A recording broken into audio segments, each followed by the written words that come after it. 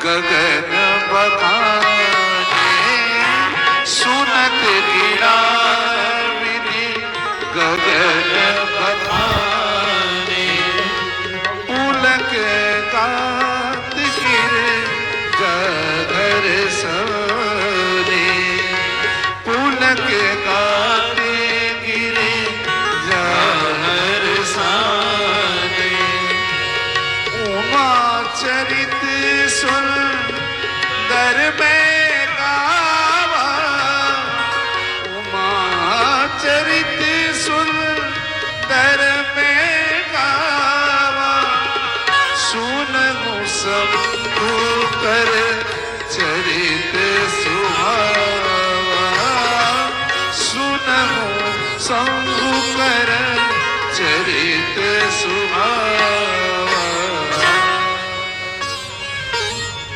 आकाशवाणी मौन हुई, पार्वती जी का हृदय गदगद से भर गया। अब तुलसीदास जी कहते हैं, अभी तक तो मैंने आपको पार्वती की कथा सुनाई, अब मैं कथा को मोड़ता हूं और आपको शिव के पास लेके चलता हूं। उमा चरित सुंदर में गावा, बहुत बढ़िया सुंदर चरित्र उमा जी का था। अब सुना हूं सम्मुकर चरित सुहावा। अब शिव जी का देखिए कि भाई चलने के बाद क्या हुआ। गोस्वामी जी महाराज यहाँ कथा प्रसंग को थोड़ा बदल दिए हैं। अब भगवान शिव की कथा सुने। गोस्वामी जी कहते हैं, जब सती ने अपने शरीर को योगाग्नि में भस्म कर दिया, तब से शंकर जी मन में विराग, पत्नी के बिना में शिव अद्भुत अवस्था में पहुंच गए, बिछुप जैसे रहने लगे। कहीं पर मन नहीं लगता, कहीं कथाओं में चले जाते, कहीं भजन में चले जाते, कहीं किसी कार्यक्रम में चले जाते। पुरुष के जाने के बाद घर अनाथ तो हो जाता है, पर घर पर ऐसा बड़ा संकट आता है, लेकिन बहुत बड़ा नहीं माना जाता। अगर महिला माँ है तो घर को संभाल लेती है, बच्चों को, परिवार को संभाल लेती है। लेकिन अगर महिला चला जाए ना तो परिवार से नहीं होगा। कहते तो हैं आप घर में कि आपकी पत्नियां कुछ नहीं करती, करती है क्या, खाना बनाना, खाना तो है, सब कुछ तो हम ही को करना है। लेकिन एक दिन उस माता का भी देखेंगे ना आप, तो पता चलेगा बड़ी कठिन काम है। भैया बाहर वाला काम तो ठीक है, वाला काम बड़ी कठिन काम है। ये भोजन बनाना, ये झाड़ू पोछा, बच्चों को संभालना। एक मिनट आपके बच्चे आपके सुसु कर दिया, बोले संभालो इसे, जैसे लगता है उनका आधा उन्हीं का है, आपका बेटा नहीं है। आप अपने बेटे को तो संभालो इसे। लेकिन महिला चली जाए तो परिवार उजड़ जाता है, उसमें रस चला जाता है, जीवन में नीरस आ जाता है। नारी तो लक्ष्मी है, माँ तो लक्ष्मी का रूप है, और जिस घर में लक्ष्मी की आरती ही चली जाए फिर शेष क्या रहा हुआ। शिव तो पहले से ही शमशान में थे, अब उनके जीवन में उससे भी बड़ा ज्यादा शमशान आ गया, क्योंकि सती जी नहीं रहे। एक बार शिव जी घूमते घूमते शिव हिमालय की ओर गए। कुछ भूमि का प्रताप रहा होगा और कुछ प्रभु की महिमा रही होगी। हिमालय की तलहटी में आए हैं और मन में विचार आया कि बहुत घूम लिया, अब कब तक घूमे। देखो साधुओं का भी एक स्वभाव होता है, जब साधु घर से चलता है ना, बड़े बड़े तीर्थों में, बड़े महात्माओं के पास चलता है, जाता है, घूमता है, फिरता है, फिर एक कहीं जंगल में, झाड़ में, किसी गांव के बाहर अपना बोरिया बिस्तर डाला और बैठ गया, और धीरे धीरे धीरे वो बहुत बड़ा धाम बन जाता है। हवा भी साधु है, कितना घूमना फिरना भैया, घूम लिया। हिमालय की तलखंडी में, तलहटी में अखंड समाधि, एकदम सहज स्वरूप में थे और समाधि।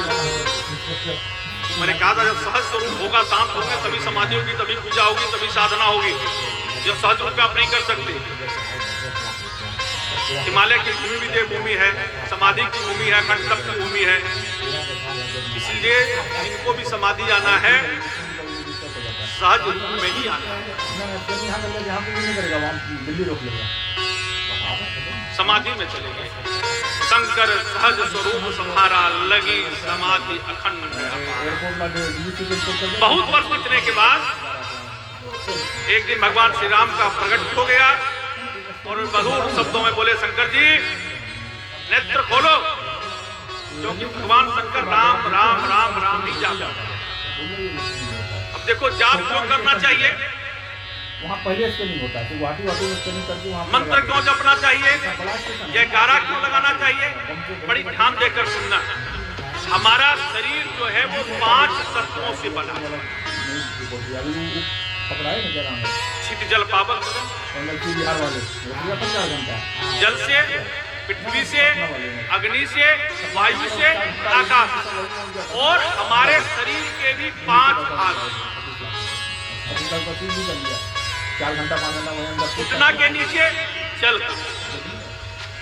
जैसे महाराज अगर जल खड़े पियोगे तो घुटना में दर्द आ जाएगा, जल पीने में कहीं दिक्कत, खराब जल पियोगे तो घुटना के नीचे हमेशा प्रॉब्लम रहेगा, गठिया बात हो जाएगा, पैर में दिक्कत हो जाएगा।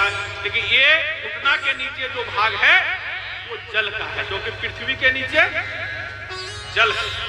यह जंघा का जो भाव है वह पृथ्वी का है। अगर पैर को ठीक रहना है तो पानी ठीक पिया करिए, जल को शुद्ध पिया करिए, जल को बैठ के पिया करिए, जल को सुन पिया करिए, तो पैर में कभी तकलीफ नहीं होगी। अगर जंघा को ठीक रखना है, मजबूत रखना है, तो कसरत करिए, चलिए फिरिए।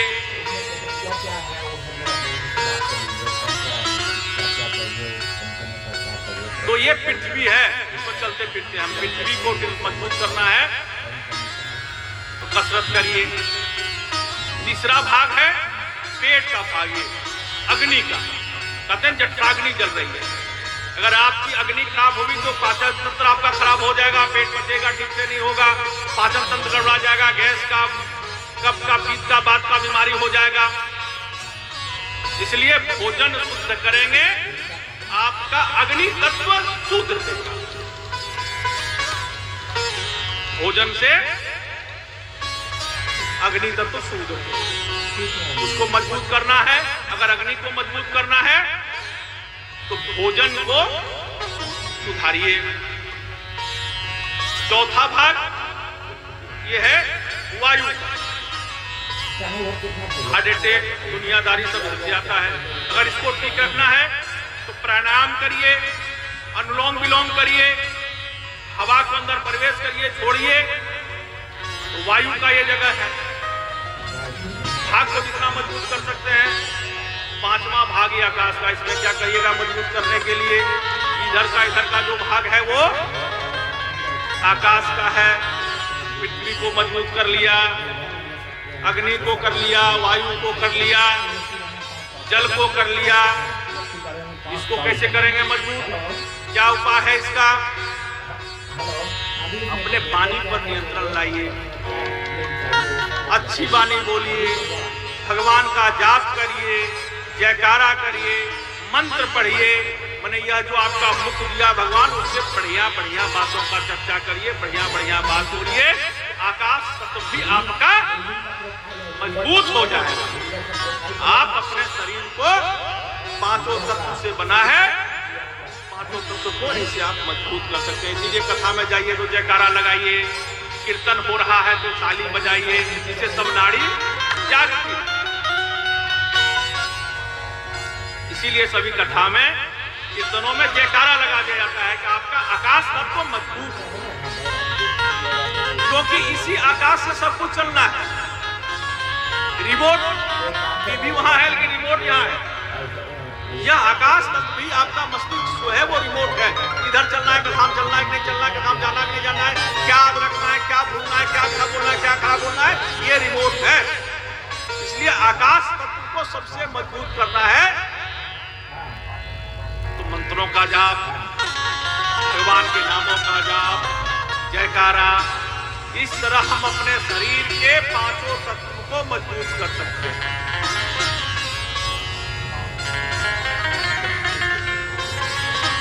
तो शंकर जी ने कहा समाधि खोलिए। बोले कौन है आप, इतना लंबा समाधि क्यों खोले? बोले जिसका नाम आप मन में जप रहे हैं वही बाहर खड़े हैं। नेत्र खोला तो देखे भगवान श्री राम खड़े हैं। दर्शन करते शंकर जी चरणों में गिर पड़े। प्रभु आपने मुझ पर बड़ी कृपा की है। भगवान ने कहा कि कृपा तो ठीक है, हम किसी को दर्शन देते हैं तो हमारा एक नियम है, मैं उससे कहता हूं प्रदान मांग।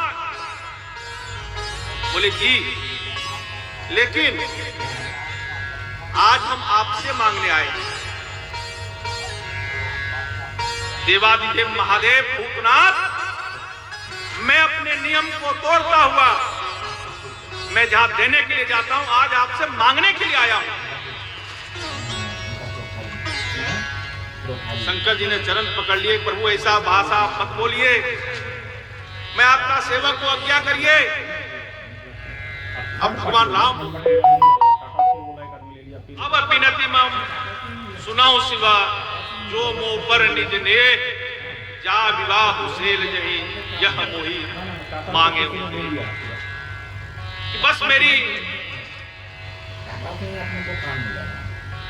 एक ही मांग है, ले प्रभु आदेश करें, मांग मत करें, आपको आदेश करें, आज्ञा का पालन करने के लिए आपका दास तैयार है कि आप पार्वती जी के साथ विवाह स्वीकार करें। आशुतोष शशांक शेखर चंद्रमौलि चिदंबरा, आशुतोष शशांक शेखर चंद्रमौलि चिदंबरा, कोटि कोटि प्रणाम शंभो कोटि नमन दिगंबरा, कोटि कोटि प्रणाम शंभो कोटि नमन दिगंबरा,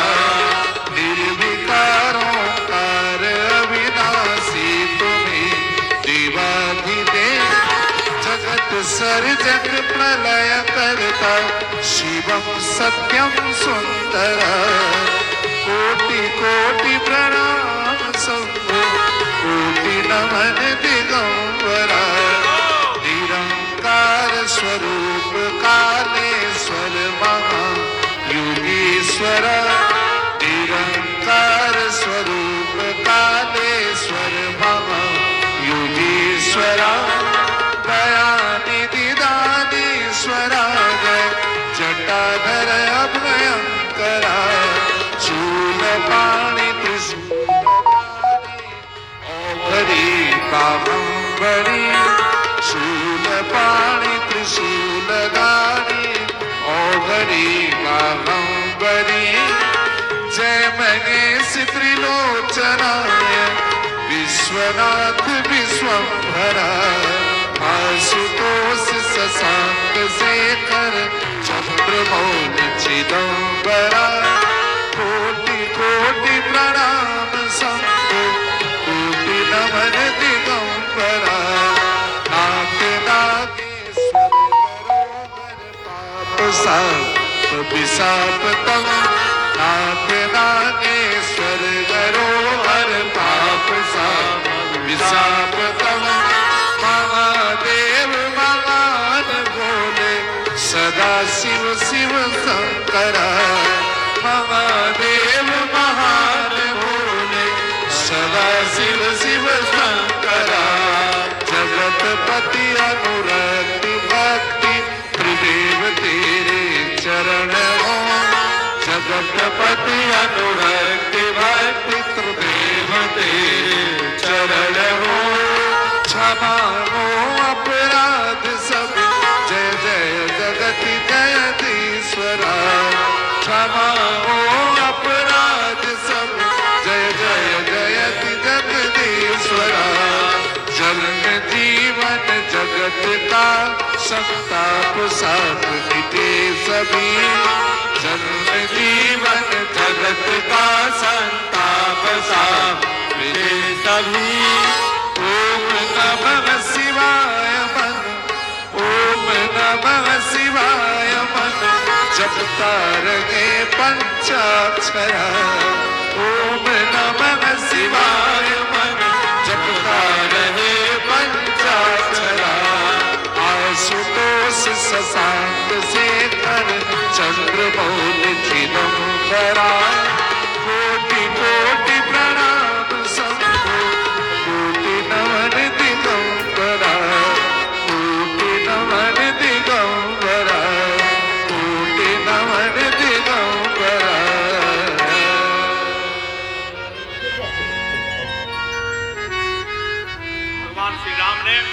देवादिदेव महादेव का प्रार्थना किया, विनती की है और कहा है कि आप पार्वती जी को अपने धर्मपत्नी के रूप में स्वीकार करें, और ऐसा इसलिए करें कि मैंने वरदान दे दिया कि वे आपको सिद्धि मिलेंगे, शंकर ही आपके पति के रूप में मिलेंगे। आप हमसे ये बोलिए कि मैंने जो आपसे मांगा है वो मैंने दे दिया।